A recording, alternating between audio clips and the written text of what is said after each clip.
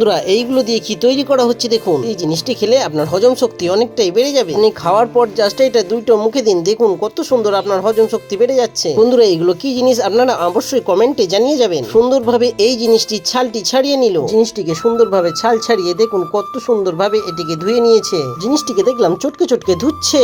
আসলে এই জিনিসটি কি তৈরি হবে সেটা দেখুন। আর দেখছি জিনিসটিকে সুন্দরভাবে কাটিংও করে নিচ্ছে এক সাইড শেপে। কাটিং করা শেষ হতেই দেখলাম জিনিসটির মধ্যে হালকা করে লবণ দিয়ে দিল।